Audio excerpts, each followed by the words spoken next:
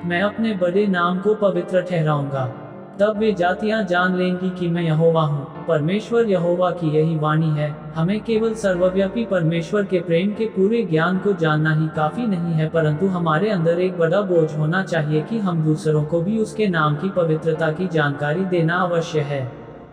यद्यपि हम जानते हैं तो भी हम प्रभु के अप्रसन्न मार्गों पर साहस के साथ चलते हैं, क्योंकि हम चारों ओर के लोगों को प्रसन्न करना चाहते हैं और इसी तरह से हम उसके नाम को दूषित करते हैं।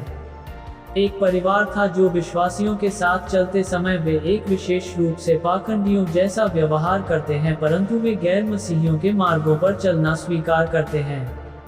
वे पाखंडियों के जैसा अपना जीवन बिताते हैं, परंतु उनके चर्च का पासवान एक ईश्वर भक्त था और जब उसने उनके बारे में सुना तो वे उनके घर पहुंच गए। उन्होंने उनसे कहा, प्रभु उनसे घृणा करता है जो पाखंडी और दोचित हैं।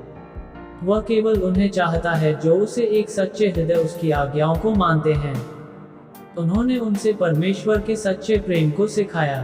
केवल तभी उन्होंने यह जाना कि परमेश्वर के सामने उनका जीवन घिनौना है और उन्होंने उसके पवित्र मार्गों पर चलना शुरू कर दिया। प्रारंभ में उन्होंने कई कठिनाइयों का सामना किया और उन्होंने प्रभु के लिए उत्साह से जीना शुरू कर दिया। उसके बाद उन्होंने एक पवित्र जीवन व्यतीत करने का अभ्यास किया और उसमें आनंदित किया। शायद आपके मन के अंदर ये सवाल उठता होगा कि मैं कैसे खुद को पवित्र रखूं। तुम न तो संसार से और न संसार में की वस्तुओं से प्रेम रखो। यदि कोई संसार से प्रेम रखता है तो उसमें पिता का प्रेम नहीं है, क्योंकि जो कुछ संसार में है, अर्थात शरीर की अभिलाषा और आंखों की अभिलाषा और जीविका का घमंड, वह पिता की ओर से नहीं परंतु संसार ही की ओर से है। यही मनुष्य को अशुद्ध करती हैं। मन तो सब वस्तुओं से अधिक धोखा देने वाला होता है, उसमें असाध्य रोग लगा है।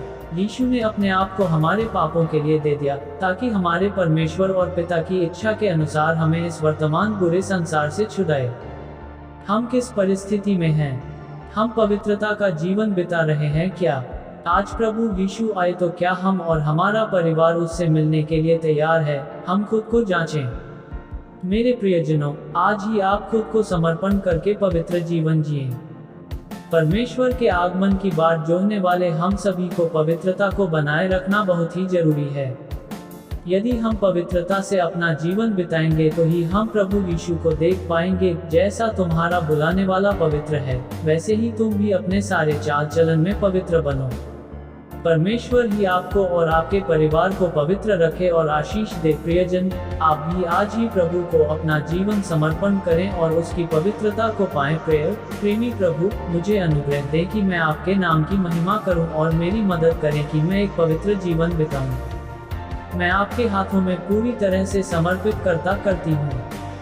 इस संसार में इच्छा और दुष्ट कार्य आए तो भी आप मुझे पवित्र रखकर मेरी रक्षा करें। मेरा हाथ पकड़ें और मेरी अगुवाई करें। हमारे प्रभु यीशु के पवित्र नाम में प्रार्थना करती हूँ। आमीन।